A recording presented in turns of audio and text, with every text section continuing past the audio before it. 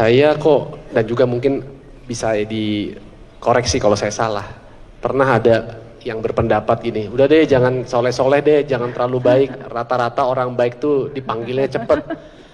Betul, pernah dengar gitu ya Bu? Iya. Tapi saya juga ngelihat kok seperti itu. Contoh nih, ya dari belakangan ini saya banyak berteman dengan ustadz-ustadz gitu ya. Teman-teman ustadz saya rata-rata banyak yang dipanggil muda-muda. Betul, dari almarhum Ustadz Jeffrey Al-Bukhari. Iya. Berapa tuh? Umur 40 ya? pas. 40. Kejadiannya hanya beberapa meter di depan rumah mertua saya di Pondok Indah. Itu kejadiannya, kita tahu sekali. Waktu itu saya masih jadi pembawa acara di Net TV Pagi. Ya, terus belum lama ini kita kehilangan juga dari guru kita almarhum Ustadz Arifin Ilham yang belum genap juga sampai menyentuh kepala 5. Orang-orang yang kita tahu dalam kesehariannya benar-benar berada dalam jalannya Allah seperti itu. Nah, apakah hal seperti itu memang benar adanya? Karena dari cerita banyak juga sahabat-sahabat yang berjuang di jalan Allah dipanggilnya di usia muda. Itu bagaimana tuh saat menyikapi itu? Jadi kalau gitu biar supaya umur panjang nggak usah baik-baik gitu. Iya, jangan baik-baik amat lah gitu katanya Ustaz. Nanti aja deh tobatnya deh ya. Kira-kira kan katanya kalau umatku itu kan umurnya 60 gitu ya. sampai 70. Ya nantilah 55, 58 gitu. Nanti 60 baru gitu Tat. Betul juga, saya pun baru tahu sekarang. Ini hadis apa nih saya salah? Gimana nih? Tolong diluruskan Ustaz kalau yang bengkok-bengkok. Salah berbuat berawal dari salah berpikir. Betul. Kesalahan berbuat, action, itu berawal kalau kita mundur ke hulu, hilirnya, ibarat sungai pergi ke laut. Kalau air yang akan sampai ke laut itu butek, hitam, kotor, itu kita mesti pergi telusuri ke hulu. Keliru dalam berbuat berawal dari keliru berpikir. Keliru berpikir berawal dari keliru membaca, keliru melihat, keliru mendengar. Maka berawal dari salah baca, salah dengar, salah pikir, salah action, salah amal. Dan yang paling fatal sampai di akhirat, masuk ke tempat salah bersama orang-orang yang salah, nar jahannam khalidina fiha abada. Maka perlu kita luruskan, dunia ini adalah tempat ujian. Ada orang-orang yang memang diberikan Allah SWT umurnya pendek, tapi ada yang diberikan Allah panjang, semua sudah ditetapkan di Lauhil Mahfuz. Ada juga orang baik umurnya panjang, Mbah Mun, kiai tertua lebih 90 tahun. Dr. Mahathir Muhammad, pemimpin muslim disegani di seluruh dunia, bahkan Zakir Naik tetap dia bela sampai hari ini, umur 93 tahun. Bahkan dalam hadis dikatakan man tala umruhu wa hasuna amaluhu, siapa yang panjang umurnya dan baik amalnya, itulah manusia yang terbaik. Adapun orang muda baik meninggal, Habib Munzir Al-Musawwa. Tapi berapa banyak juga anak-anak muda yang tidak sampai tua mati dalam keadaan su'ul khatimah, mati sakau, mati makan pil anjing gila. Jadi kalau ada orang berpikir, jangan baik-baiklah, UJ ninggal muda, Habib Munzir ninggal muda, Ustaz Arifin Ilham ninggal muda, sampel yang dia pakai tidak tepat. Lalu kenapa dia berpikir seperti itu? Setan berhasil. Allazi yuwaswisu fi sudurin nas minal jinnati wan nas. Jadi yang bisik begini ini dua, jin dan manusia. Termasuk Kang Adrian sudah dibisikin nas. Alhamdulillah hari ini kita ketemu, ternyata bisikan-bisikan teman-teman tadi. Jadi kalau nanti setelah ngaji ini tetap ada nas yang ngomong begitu, ente nggak usah hijrah lah, nggak usah lah ikut sama artis-artis hijrah Kang Adrian, toh yang cepat ninggal tuh yang hijrah-hijrah. Maka bacalah ayat kursiku cepat-cepat. Allahul qayyum la ta'khudhuhu sinatun. Karena bisikannya tidak kepada kebaikan. Oleh sebab itu kita pahami hakikat hidup dalam Quran. Likulli ummatin ajal, sudah ada ajalnya. Idza jaa ajaluhum, kalau ajal sudah sampai, la yastakhiruna sa'atan, tidak bisa ditunda sesaat, wala yastaqdimun, tidak bisa dipercepat walaupun sesaat. Orang baik ninggal cepat sudah ketetapan Allah. Orang jahat ninggal lama bukan karena jahatnya. Orang soleh ninggal cepat bukan karena kesolehannya, tapi karena sudah ketetapan Allah Subhanahu wa ta'ala. Itu akidah. Makanya sebelum ibadah, sholat, zakat, puasa, haji, umrah, akidah yang pertama, keyakinan, supaya jangan sampai salah mendengar, salah membaca, salah melihat, salah berpikir, dan salah beramal. Kenapa belum hijrah? Kalau cepat hijrah nanti cepat mati. Na'udzubillah. Ditunda hijrah, nantilah setelah pensiun, nantilah setelah tawaran kerja mulai kurang, nantilah setelah agak tua, nantilah setelah lipstik nggak melekat lagi di bibir, nantilah setelah bedak ini harganya melambung tinggi.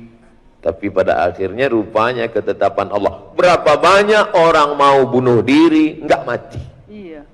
Pergi ke dokter tanya, ibu dokter, pak dokter, pernah nggak nangani orang mau bunuh diri nggak mati? Sering kali pak ustaz. Buih mulut, nggak mati-mati. Ternyata mau minum racun, ini minum sampo. Nggak mati. Berapa banyak orang gantung diri nggak mati?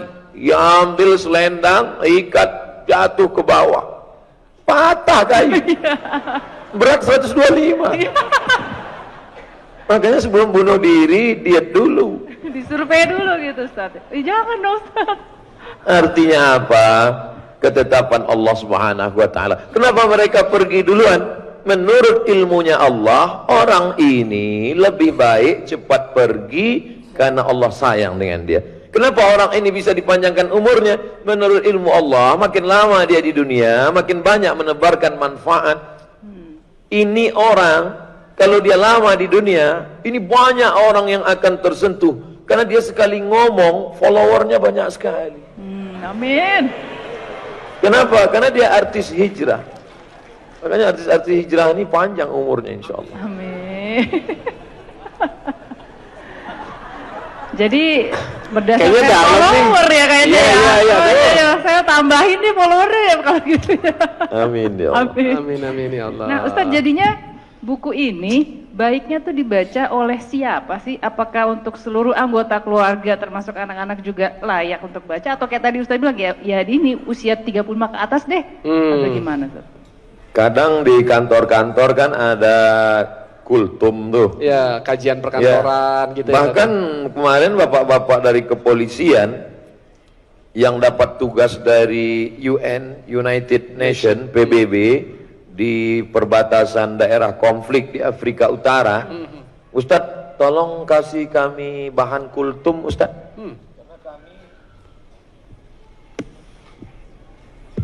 Itu menunjukkan kematian tidak melihat usia. Ya, ya baru sebentar ya.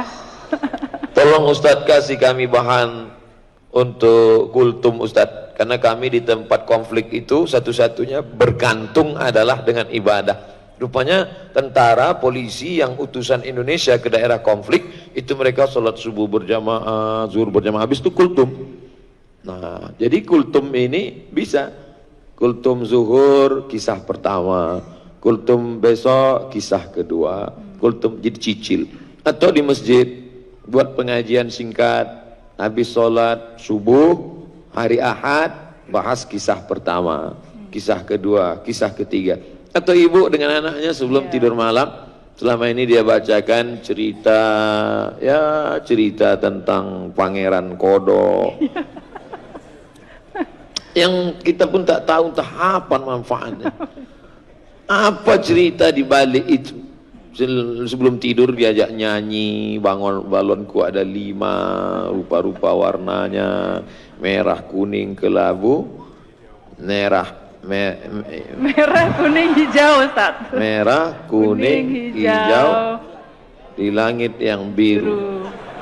Dan ketika itu saking lamanya masa kecil, ketika meletus balon hijau. Iya. Begitu banyak warna lain, kenapa mesti hijau yang meletus? Kenapa tidak merah? Kenapa tidak kan biasanya yang jahat itu hitam. Iya. Meletus balon hitam. Nah, Gitu. Yang pakaian hitam bukan berarti jahat. ya. Baik, lebih baik pakaian hitam hatinya putih. Amin. Nanti yang pakaian putih pula tersinggung. Artinya apa? Ini bisa dibaca oleh siapapun, baik membaca maupun membacakan. Membacakan. Ya. Membacakan untuk orang. Pasien di rumah sakit, dia menyangka Allah tak sayang sama dialah yang satu-satunya yang paling. Orang sakit itu psikologisnya down. Ternyata setelah dibacakan, Bapak sakit mau meninggal, Nabi aja meninggal. Iya. Sahabat-sahabat Nabi aja. Mungkin dia baca udah nggak bisa, kita ceritakan begini akhir kesudahannya. Begitu juga dengan orang-orang yang sombong, penguasa-penguasa, perlu juga dikasih hadiah ini. Orang yang baru nikah Pak Ustadz, kasih. Iya. Biar dia jangan menyangka kalau baru nikah malaikat maut lupa. Ini banyak orang salah sangka sekarang. Bagus. Wallahu a'lam. Nah, kalau tadi bentar ya udah dibilang banyak pertanyaan kalau saya Mas soal ini Ustaz. Lanjut. Tadi kan misalnya kita membacakan buat anak-anak kayak itu Ibu ya. Bisa aja kita dengan gaya kepada anak-anak. Nah, kalau problemnya saya nih Ustaz, kemudian anak saya umur 4,5 tahun dia bertanya, mati itu apa sih Bun? Aduh, tanya ayahmu nak. Jawaban saya begitu. Jadi menimbulkan pertanyaannya, Allah tuh ada di mana Bun? Wah, saya jujur saya takut salah, apa saya harus WhatsApp Ustadz gitu untuk coba saya tanyakan jawabannya. Jadi gimana tuh Tad kalau dalam Al-Quran digunakan istilah bilisani qaumihi dengan bahasa kaumnya. Dengan bahasa kaumnya. Jadi dengan anak-anak kita tidak bisa seperti saya ngajar di kampus. Ketika misalnya anak-anak nanya, mati itu apa sih? Mati menurut etimologi adalah mati menurut terminologi juz 18 halaman 21. Nah, jadi simple, sederhana tapi mengena. Dan yang paling bisa menyampaikan ini adalah programmer. Tadi malam ada anak kecil duduk di dekat saya, nggak mau pergi, masih kecil. Terus dia bawa iPad-nya, dia main game. Dia main game, perempuan saya lihat masuk kamar mandi, kemudian setelah itu sisir rambut, kemudian saya tanya, ini bisa nggak dimainkan perempuan ini pakai mukena, sholat, baca yasin, bisa nggak? Padahal itu amat sangat bisa. Nggak ada Ustadz, nggak ada programnya. Bayangkan kalau game itu dilanjutkan oleh programmer kita. Karena anak-anak yang seusia ini tidak bisa diceramahi oleh Ustadz. Andai di depan saya sekarang ada anak-anak, semuanya pasti ngobrol. seru sendiri? Nah, serius sendiri. Oleh sebab itu amat sangat membantu saya ajak adik-adik, programmer, anak-anak muda, kalian nggak perlu ceramah, nggak perlu kasih kultum, tapi buatkan dengan bahasa mereka, dengan game yang mendidik. Itu amal jariah yang tidak akan putus dengan kematian. Adapun Teh Desi untuk menjelaskan ke anak tentang masalah mati, simpelnya di dalam badan itu ada roh itu dalam diri sehingga yang membuat menjadi bernafas. Allah Ta'ala buat kita hidup. Apa sih ruh itu? Ya seperti HP mama ini di cas dia, nanti akhirnya dia lowbat, nanti lama-lama akhirnya 5%, akhirnya 1%, innalillah wa inna ilaihi raji'un. Habis. Dia kalau sudah mati itu MP4 nggak bisa, MP3 nggak bisa, dengar lagu nggak bisa, pokoknya habis sudah, dan nggak bisa dicas lagi sudah. Nah, jadi lebih banyak dengan contoh. Makanya Al-Quran seringkali ngasih contoh, misal masalah sedekah. Seandainya Allah pakai bahasa simple, bersedekahlah kamu pahalanya banyak, cukup. Ustadz kalau sedekah pahalanya banyaknya, sedekah pahalanya banyak. Tapi Allah ingin buat kita lebih paham, dia gunakan bahasa kiasan. Kamathali habbah, satu biji, ambatat sab'a sanabil, tumbuh 7 bulir, 7 cabang. Wa fi kulli sumbulatin mi'atu habbah, dalam setiap cabang ada 100 biji. Langsung terbayang di benak kita, 1 biji tumbuh 7 cabang, 1 cabang ada 100, 1 kali 7 kali 100, 700. Sebenarnya Allah hanya ingin menjelaskan satu kata, banyak. Mati, itu juga. Gimana sih mati itu, Mak? Mati udah mati, jangan tanya-tanya. Kejam sekali. Bisa kita contohkan matinya laptop, matinya handphone, sesuai dengan kemampuan dia. Yang penting pesan-pesannya sampai, insya Allah. Allahumma. Dan kita melalui buku ini bisa melihat bagaimana para sahabat Rasulullah dalam menghadapi kematian. Mungkin saya yakin teman-teman belum sempat membaca, Ustadz. Ada nggak yang sangat berkesan dari 35 ini yang paling sederhana, cerita salah satu dari 35 itu, Ustadz. Bagaimana para sahabat dalam menyambut kematian seperti itu, Ustadz. Orang selevel Abu Hurairah radhiyallahu an yang meriwayatkan hadis lebih dari 5.000 hadis. Satu di antara 7 sahabat yang paling banyak meriwayatkan hadis namanya Abdurrahman bin Sakhar Ad-Dausi, sebanyak 5.000 lebih. Dan dia pula sahabat panjang umur, hidup bersama Nabi SAW walaupun 3 tahun, tapi karena dia tinggal di Suffah dekat rumah Nabi, ikut makan dengan Nabi, jalan dengan Nabi, perang dengan Nabi. Dia bentangkan sorbannya supaya Nabi duduk tidak di atas pasir. Hafalannya paling kuat, tapi menjelang kematiannya tetap juga menangis tentang kekhawatiran dia apakah dia selamat atau tidak. Sedangkan kita tidak berjumpa dengan Nabi, meriwayatkan hadis hanya satu-satu, ilmu tidak banyak, amal tidak banyak. Abu Hurairah berzikir malamnya, dia buat tali, dia ikat simpul tali panjang, alfa uqdah 2000 simpul. Dia tidak akan tidur sebelum memetik simpul tali ini 2000. Subhanallah, subhanallah. Tapi menjelang kematiannya tetap juga melelehkan air mata, khawatir takut tidak selamat di hadapan Allah. Nabi memang sudah jamin, man qala la ilaha illallah Muhammadur Rasulullah dakhalal jannah. Siapa yang mengucapkan la ilaha illallah Muhammad Rasulullah, maka dia tetap masuk surga. Jaminan dari Allah, ya. Allah menjamin semua kita ini selamat masuk surga. Amin. Amin. Ya. Tapi dalam hati kita ada kekhawatiran, apakah aku ini masuk ikhlas tulus? Apakah ibadahku ini diterima Allah? Jadi sebenarnya kita sedang mengukur bayang-bayang kita, sedang melihat diri kita jauh di bawah Abu Hurairah. Mestinya air mata kita lebih banyak menangis, mestinya kita lebih takut dan kita lebih bersemangat untuk beramal. Saya ambil contoh itu karena beliau salah satu yang banyak meriwayatkan hadis. Dan As-Saffah, salah seorang yang paling banyak dosanya, di akhir hidupnya itu kena laknat luar biasa. Zalim, hobinya membunuh. Kita selama ini kita lihat nama hobi badminton. Nama hobi nyanyi. Ini enggak, hobi membunuh. Di akhir hayatnya sakit dalam luar biasa, sakit. Akhirnya diikat daging pakai benang, maaf, dimasukkan ke dalam duburnya, dibiarkan beberapa menit, dicabut lagi, daging itu penuh dengan ulat. Ulat menghantam dalam lambung. Dia sezaman dengan tabi'in, Nabi, sahabat Nabi, tabi'in. Nama tabi'innya Imam Al-Hasan Al-Basri. Kata dia, Imam Hasan Al-Basri, jangan doakan supaya aku sembuh, sudah nggak tahan lagi. Doakan supaya aku cepat mati. Doa dia menjelang mati, Allahumma firli, ya Allah ampunkan aku, meskipun semua orang berkata bahwa kau tak mungkin mengampunkan aku. Ya Allah ampunkan aku, meskipun semua orang mengatakan tak mungkin Allah mengampunkan aku, tapi tetap ada secercah harapan dalam hatinya bahwa Allah mengampunkan dia.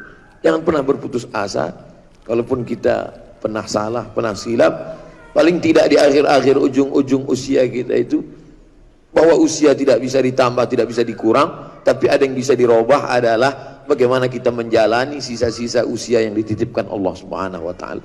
Orang-orang yang kita jenguk di rumah sakit, kita tidak merubah jadwal kematian dia.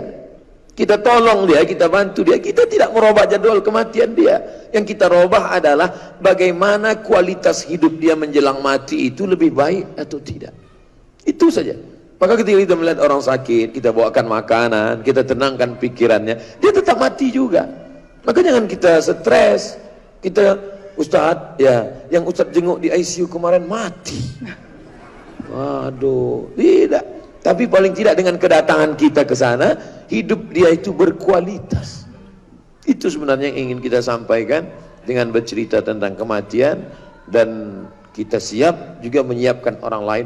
Andailah semua orang takut tentang kematian ini, saya kira KPK tidak terlalu sulit kerjanya. Iya ya. Ustaz, jadi kalau umpamanya misalnya ada sanak keluarga kita, ya teman, sahabat yang katakanlah sedang dalam keadaan yang sakratul maut, apa buat kita ini yang dalam keadaan sudah hadir di sini, sudah mendapatkan banyak nasihat-nasihat dari Ustadz yang kita bisa bantu atau lakukan kepada mereka yang tadi sudah mungkin akan dipanggil terlebih dahulu? La tuqra'u fi amrin asirin illa yassarahullah. Kalau dibacakan pada perkara, urusan, masalah yang sulit dan susah, maka Allah akan memudahkan. Termasuklah susahnya sakaratul maut menjadi mudah, menjadi ringan ketika dibacakan surat ini. Kata Imam Abul Fida Ismail Ibnu Katsir dalam tafsir Qur'anil Azim, dalam muqaddimah surat Yasin, membacakan surah Yasin. Di ruang ICU, di rumah sakit, izin sama perawat, bacakan. Bismillahirrahmanirrahim. Yasin wal Qur'anil Hakim. Innaka laminal mursalin ala siratim mustaqim tanzilal azizir rahim. Meringankan dia. Kemudian orang yang berada di sekelilingnya itu semuanya berzikir. Anaknya, mantunya, temannya, sahabatnya, atasannya, kawannya, semuanya berzikir. Ada zikirnya salawat, ada zikirnya tasbih, ada zikirnya tahmid, ada zikirnya tahlil, ada zikirnya la haula wala quwata illa billah. Semuanya berzikir tenang. Ada satu orang yang membisikkan ke telinga sebelah kanan talqin, la ilaha illallah. Satu baca Yasin, meringankan, yang lain berzikir. Sekarang kita lihat tidak begitu. Yang satu nangis, mama, yang satu lagi moto. Oh ya. Nah, iya tuh zaman sekarang. Gimana ya? Orang mau sakratul maut masih sempat lagi. Ya. Gimana? Oleh sebab itu ini penting, karena banyak orang yang mempersiapkan nikah. Ya, Banyak. pasti. Banyak orang yang mempersiapkan walimah. Bahkan ada IO-nya. Event organizer untuk nikah dan walimah. Iya. Tapi IO mati. IO menyediakan sakratul maut. Wah. Peluang bisnis tuh. Kita tidak mau buat IO itu. Kita cuma mau semua ini dilaksanakan oleh keluarga. Di mana Sayyidina Ali, di mana Abdullah bin Abbas, di mana Fadl bin Abbas, di mana Sayyidina Al-Hasan, di mana Sayyidina Al-Husain.